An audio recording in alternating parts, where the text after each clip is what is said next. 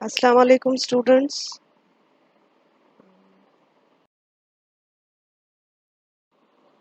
So today we will discuss remaining tests for the quality control of solid dosage forms. So these are the contents for today's lecture. We are going to discuss weight variation test, content uniformity test, disintegration and dissolution test. Weight variation test for hard gelatin capsules, and for this purpose we have a method which is termed as method A. And in this, I says investigated by measuring the weight of 20 randomly selected capsules. Means you have to, for this test you have to take 20 capsules which are selected randomly from a bulk, and you have to weigh them, okay, and note down its weight somewhat like W1. For each capsule you have to note it down as a total weight. So after this you have to remove the contents and reweigh empty shells. Means that first of all you are going to take sample, you have to weigh them, note down its a total weight, content along with the shell, okay, and afterwards you have to remove all the contents. As you have to open your capsule, the whatever the body and the cape is available in your capsule, you have to open it and you have to remove whatever powder material or any granules that are filled over it, and then you have to reweigh the empty shell, okay, total weight and then empty shell. Note all the weight that are for the empty shell of each that you have selected, the 20 capsules. Then you have to calculate the difference. Okay, the difference in the weight represents the weight of content. Means get total weight, list of total weight for 20 capsules. Then you have to make a list of empty shells, the weight of empty shells, and then you have to make a third column that will be showing the difference in the weight. You have to subtract the total weight, you have to take total weight and you have to subtract the weight of empty shells.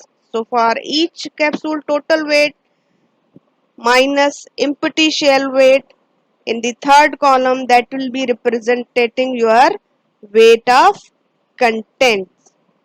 Okay, so whatever the difference you are observing for each capsule, the difference between the total weight and the empty shell, that is the weight of content, the amount that was filled in your capsule.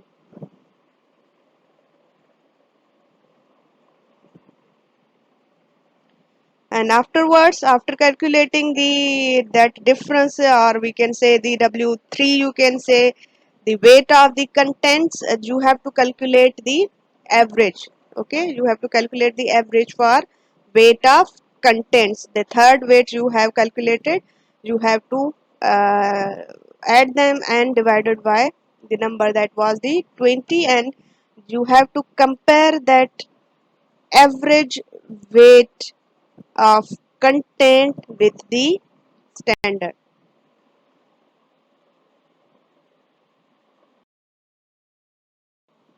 So this is the table according to which we are going to compare our results.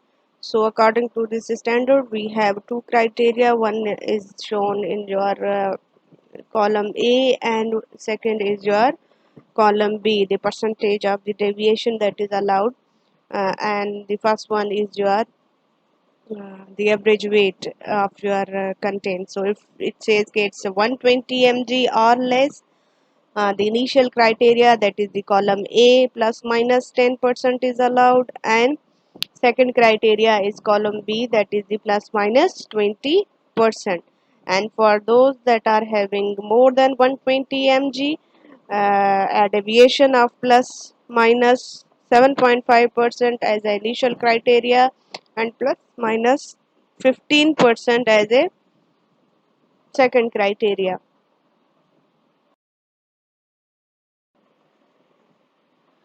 So limit for this weight variation test for hard gelatin capsule, it says कि weight of content of each capsule does not deviate from average weight by a greater percentage than that shown in the column A of the table, except that for two capsules the weight of content may deviate by not more than the percentage shown in column B. So whatever the table we have discussed earlier, according to which you are going to compare your result, it says that you have now in simple words it says that your 20 capsules tested, it is first requirement is that they should not deviate by more than a weight that is greater than the shown in the column A. Means the for initial for 120 mg or less, the column A is showing the initial deviation criteria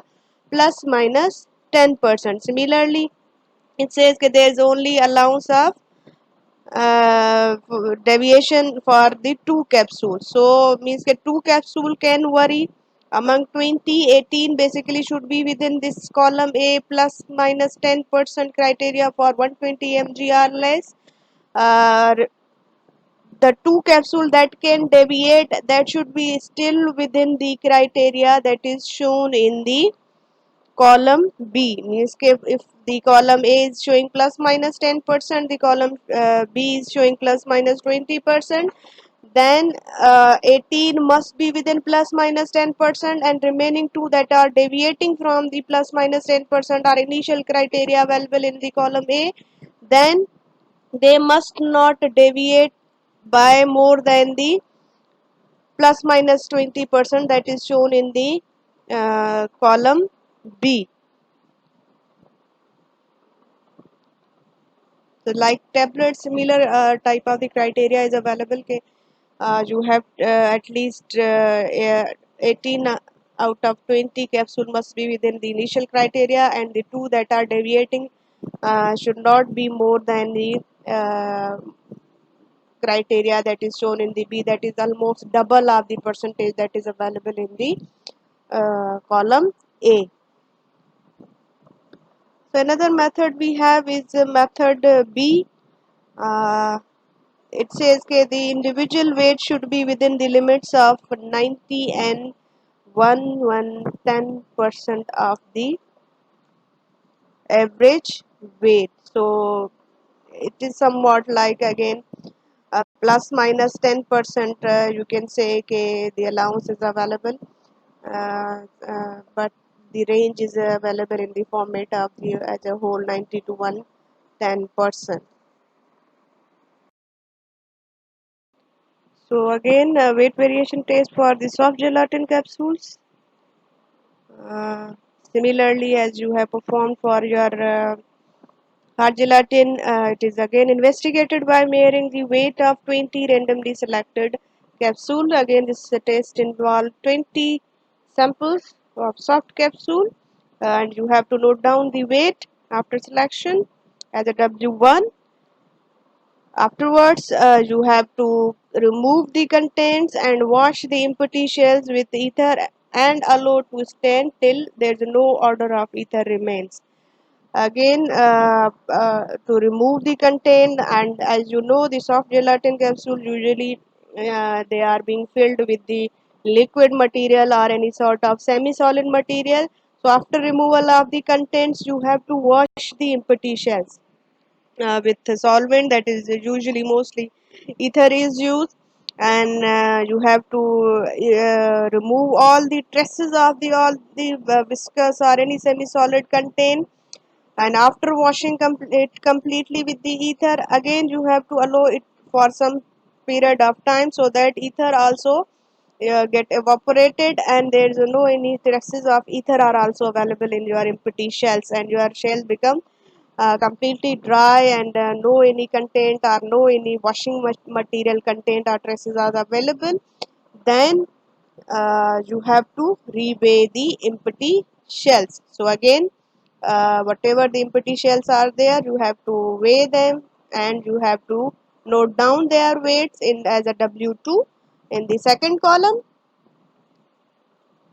and obviously you are going to calculate the difference, that is the W3, the difference between the empty shell and the filled capsule, and whatever the difference is calculated, that represents the weight of contents. And after calculating the difference for all 20 capsules, you have to calculate the average, and then you have to compare it with the standard.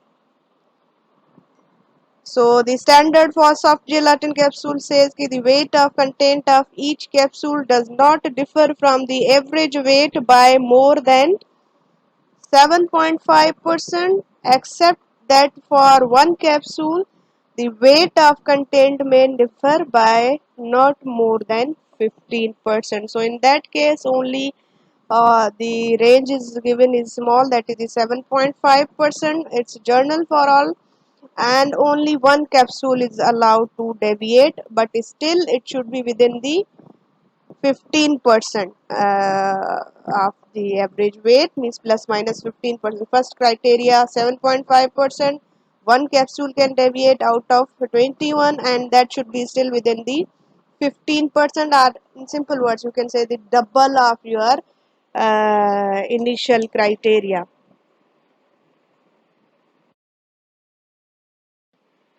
Drug content uniformity test, basically for tablets. So for this purpose, according to United States Pharmacopoeia, uh, stage 1, initially you have to take 10 units randomly and perform the assay. So it passes the test if the relative standard deviation or RSD is less than 6% and no value is outside the 85 to 115%. Means in the initial criteria, initially you have to take 10 units and you have to perform the assay. The results are okay if you are calculated standard deviation, relative standard deviation is less than 6%, and no any value, means no any tablet is having the value that is outside the 85 to 115% of the content that is available in each dosage unit or in each tablet.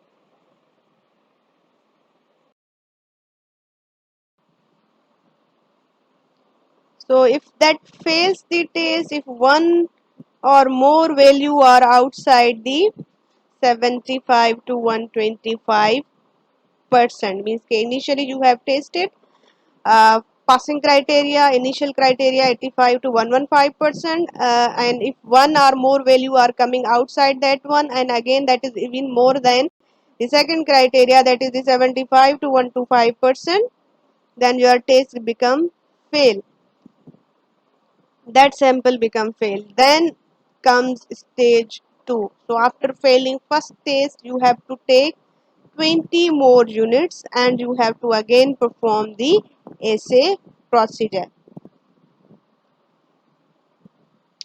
So if it is passes the test, if the RST or relative standard deviation of all 30 tablets is less than 7.8%, not more than one value is outside 85 to 115%, and no value is outside the 75 to 125%, or else the batch fails the test. Means initial criteria passing 85 to 115.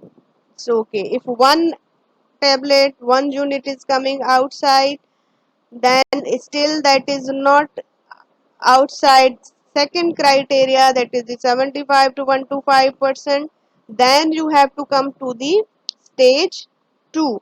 If one or more unit are outside the 75 to 125%, the sample is failed at the initial stage, but one value is outside the 85 to 115%, but it is not outside the 75 to 125%, you are going to take 20 more units and you have to perform the assay, and again you have to calculate the relative standard deviation for all 30 tablets, initial 10, and then the stage 2 sample, that is the 20 units. And if it passes the test if the RSD is less than 7.8% and not more than 1, means only one tablet can deviate from first our initial criteria, that is the 85 to 115%, and still that is the within the limit of 75 to 1 to 25%, means that no value is outside, means one value whatever is outside the initial criteria is still within the second criteria, that is the 75 to 1 to 5%. If that value is outside the 75 to 1 to 5, then your batch fails to pass the content uniformity test.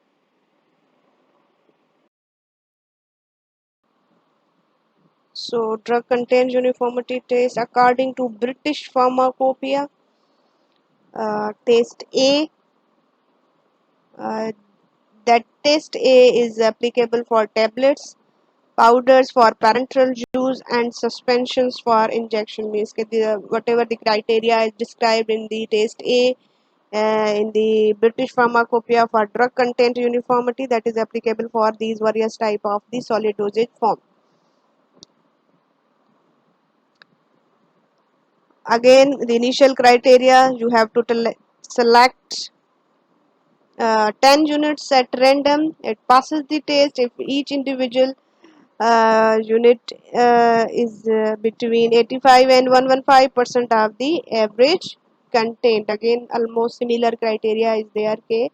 For all these tablets, for the powder for parenteral use or suspension for the injection, you have to select 10 units, and you have to again perform the assay procedure, same similar type as described in the USP. You have to perform the assay, and these units, the sample passes the test if all are coming in between 85 to 115% of the whatever the average content or prescribed content is there.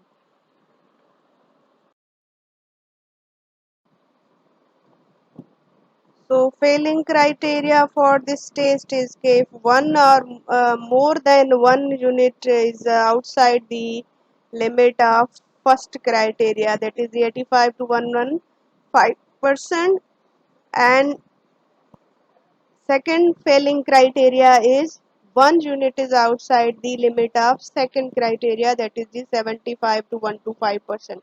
More than one in the first or one from the second criteria. If that deviation is available, then your sample fails to pass the test. Again, similarly, if one unit is only one unit is outside the limit of initial criteria, that is the 85 to 115%, but still it is within the 75 to 125%, then again you have to take another sample, that is the 20 units, and again you have to perform the assay. So again it says the lot passes the test if not more than one unit of 30 units is outside the 85 to 115%, and not even one unit is outside the limit of 75 to 125% of the average content. Almost similar criteria as discussed in the USP, that only one unit is allowed to deviate from the first criteria, but if still it is within the limit of the second criteria, that is the 75 to 125%, then your batch or your lot passes this test. So test B, again according to British Pharmacopoeia.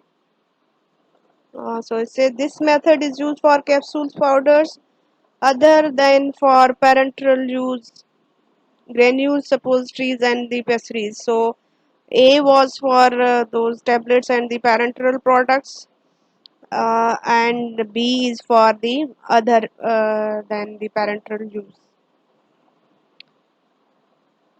So the batch passes the test if not more than one unit out of 10 units selected at random.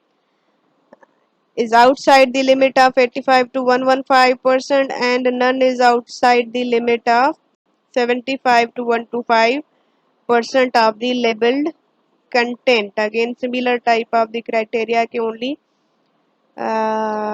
one is allowed in the initially 10 units selected. The batch fails the test if more than 3 units are outside the limits of 85 to 115% or if one or more units are outside the limit of 75 to 125% of the labeled content. So in that case, they are labeling a unit failing criteria unit in the initial test, that is the more than 3 units. If they are coming in the initial test, means ke 3 out of 10 are outside the limit of the 85 to 115%, or among those 3 if one unit is more than the 75 to 125% of the label content, then your batch fails to pass this test. So another criteria says if 2 or 3 units are outside the limit of 85 to 115% but within the limit of 75 to 125%, then select another 20 units. So in that method we, if more than 3 units are there, then you are going to fail your sample. If 2 or 3 units are there outside the limit of initial criteria but is still within the limit of 75 to 125%, then again like stage 2 in the United States Pharmacopoeia, you have to select another 20 units and you have to perform the essay. The batch complies the test when not more than 3 units out of these 30 units are outside the limit of 85 to 115%, and not even one unit is outside the limit of 75 to 125% of the label content. Again, if 3 are there, only that 3 units are allowed in the total 30 units tested are assayed for contents outside the limit of 85 to 115%, but still they are in the within the limits of 75 to 125% of the label content, then your batch complies or your batch passes this test. If more than if among 20, again more than 3 out of 30 becomes the deviating units from the initial criteria, again your test become fail. So 3 out of 30 are allowed, but still they are within the 75 to 125% of the labeled content.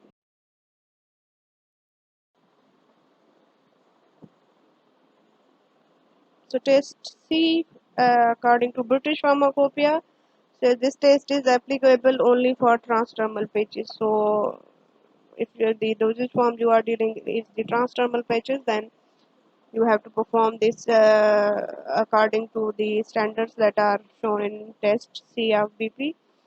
Uh, say the preparation passes the test if the average content of the 10 unit is between 90 and 110%, and if content of each unit is between 75 and 125% of the average weight. So the criteria says that your sample will passes the test, the 10 units selected, their average content, whatever calculated, if it is between 90 to 110%, within this range of means whatever the labeled claim is there, the average of 10 units comes between 90 and 110%, and means the whatever the deviations are there, but each unit content is between 75 to 125%, means whatever 10 units taken and you have calculated their average and that average is between 90 and 110%, then again it's okay, and then again you are going to compare the content of each unit. So in each whatever the 10 units are there, there might be something 90, there might be 85, there might be 80 or 120, somewhat like that, but if they are not deviating by more than this this criteria, that is the 75 to 1 to 5%, your batch passes the test. So this is the only criteria for transdermal patches according to British Pharmacopoeia. That contents do not vary between outside the 75 to 1 to 5%, whereas whatever in their average is calculated is in between the 90 to 110% of the label claim, then your sample passes the test. Disintegration test for tablets, or we can say capsules. So basically disintegration is it says breakdown of the tablet into smaller particles or granules, process known as disintegration. So when your tablet or even your capsule is going to be broken down into the smaller particles, then this process is known as disintegration. So basically the apparatus used is the USP disintegration apparatus. Different specifications depend upon the type of the product that is being tested. USP disintegration apparatus. The one picture is showing you the basket rake assembly with the disc. So that is having the cylinder, and there is a mesh available in the bottom and the perforated disc that are helping in the process of disintegration, and that this rake assembly is attached with certain type of the motor driven uh, machine or device, and also there's a digital meter for the reading all the calculations times and maintaining the temperature with some sort of heating, and showing you the results that you require. So this test is performed by, it says, investigated by testing 6 randomly selected tablets or capsules in USP disintegration apparatus using water or suitable medium as a immersion fluid. So basically in the basket rack assembly you are going to place 6 tablets. Usually 6 cylinders are available in that basket rack, and you are going to place those 6 tablets or the capsules over there, and usually water is used as a medium, or any other medium that is specified by the monograph or by the master formula. You can use that fluid as a immersion medium, or you can say the disintegration medium. So basically the temperature of this medium in which the test is being performed is maintained at 37 degrees centigrade plus minus 2 degrees centigrade. Basically 36 to 38 degrees centigrade is maintained for performing this test. So for uncoated USP tablets have a disintegration time standard as low as 5 minutes, maximum disintegration time of 30 minutes. So basically for uncoated tablets a range of 5 to 30 minutes is there as a disintegration time. So less than 5 or more than 30 is unacceptable if it is specified in the monograph. It can be more depending upon the individual monograph or the individual product, but usually as a journal, this is the range is between 5 minutes to 30 minutes.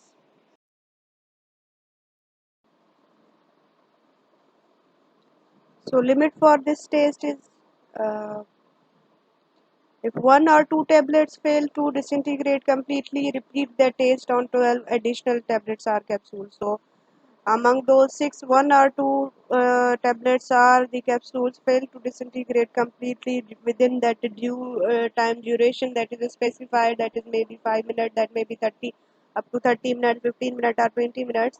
Among 6 who are unable to be completely disintegrated, then you have to repeat the test with additional 12 samples. So not less than 16 out of total 18 samples tested disintegrate completely.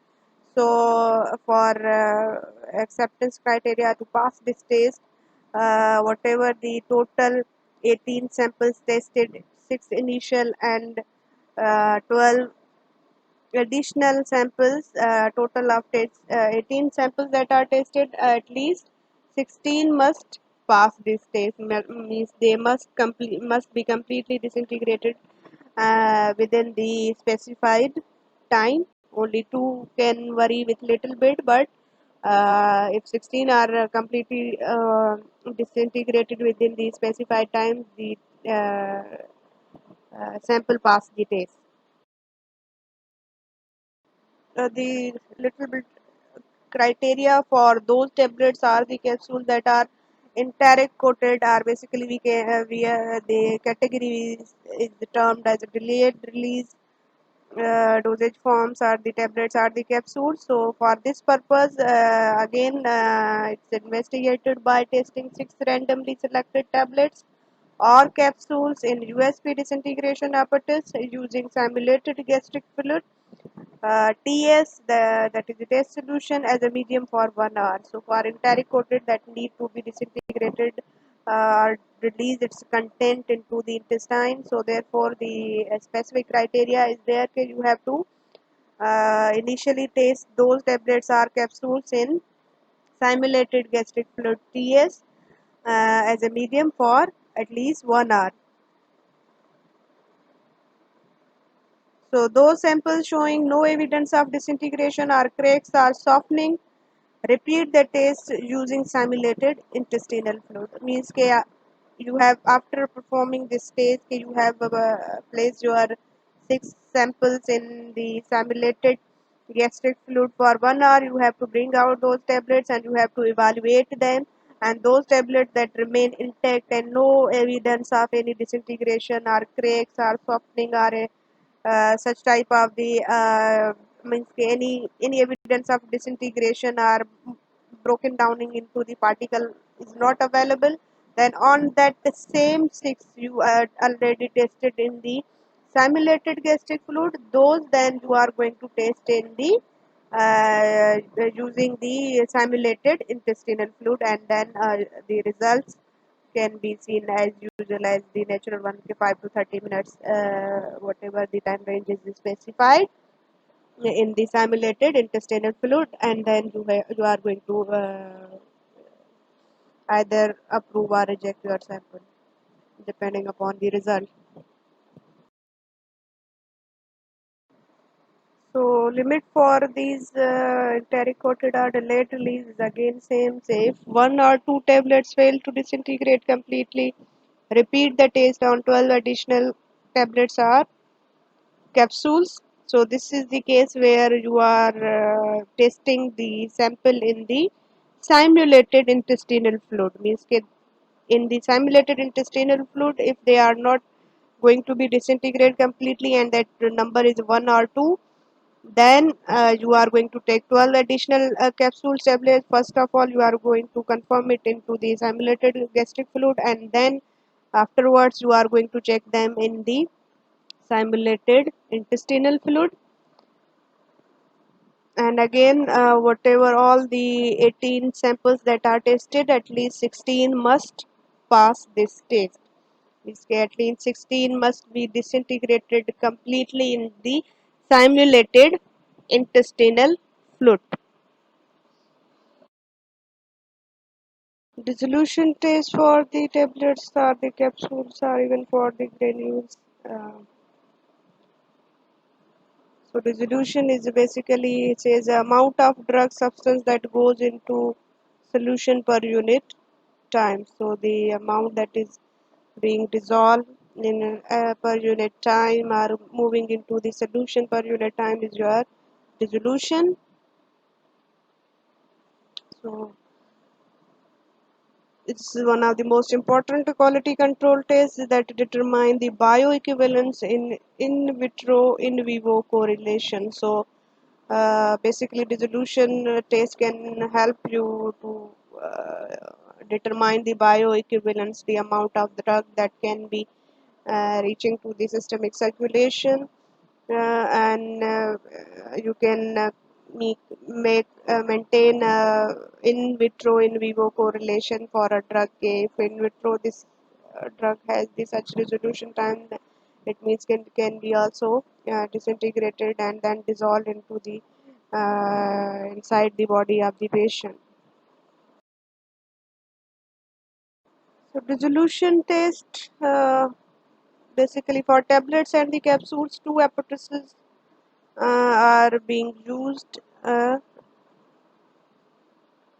One is your apparatus one, simply can also termed as rotating basket apparatus, which is as a single tablet is placed in a small wire mesh basket connected to a variable speed motor. So in this apparatus we have a basket which is made with the small wire mesh, and for making proper rotations it is associated with a speed motor, and in that basket you are going to place your sample, and that sample is usually a single unit, either your tablet or capsule. Single unit is placed in this that one basket. That basket is basically then immersed in the dissolution medium. So whatever the specified medium is there, it can be water or as specified by the individual monograph or as per master formula, and that medium is maintained at 37 degree centigrade plus minus zero point 0.5 degree centigrade for this purpose.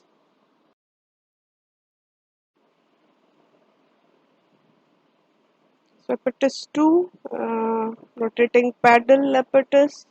So basically this is the same equipment as the apparatus 1, and the only difference is that the basket is replaced by a paddle. So apparatus 2 is similar, same apparatus is there, only the replacement in both cases is there is the basket or a paddle. So this slide is showing you the diagram for both apparatuses, basket as well as the paddle. Apparatus basket is helpful in testing the capsules and those tablets which tend to float into the medium, and that usually interfere with the testing process. Whereas if the basket is not available, so if you have to test those capsules or those tablets would tend to float into the medium, you can use sinkers. The wire sinkers are helpful if the basket is not available and you have to test the capsules or any type of the capsule that have tendency to float.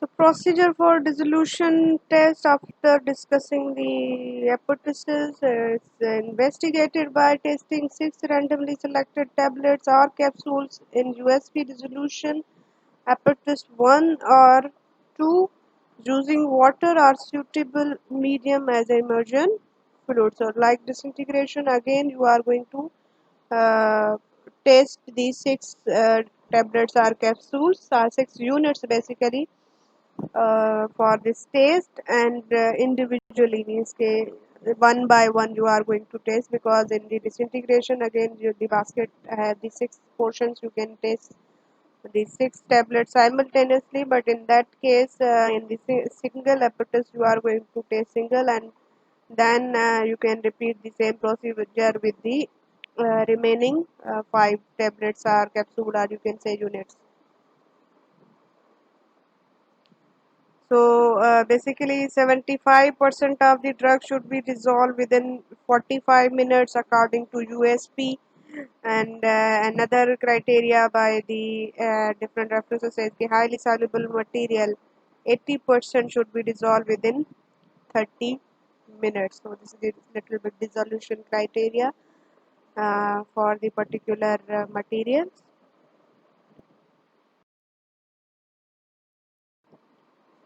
So limit for dissolution test for tablets or the capsules. So it says if 1 or 2 tablets or capsule fail to dissolve completely, repeat the test on 6 additional tablets or capsules. So if 1 or 2 units fails, you have to Repeat the test on 6 additional, not more.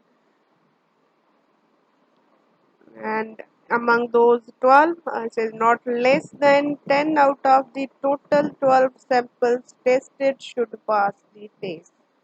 So after addition of 6, at least uh, 10 out of total 12 samples tested should pass the test, should dissolve as per required standard within the specified duration.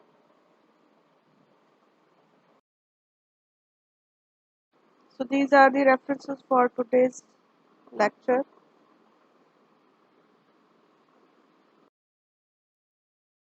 Thank you.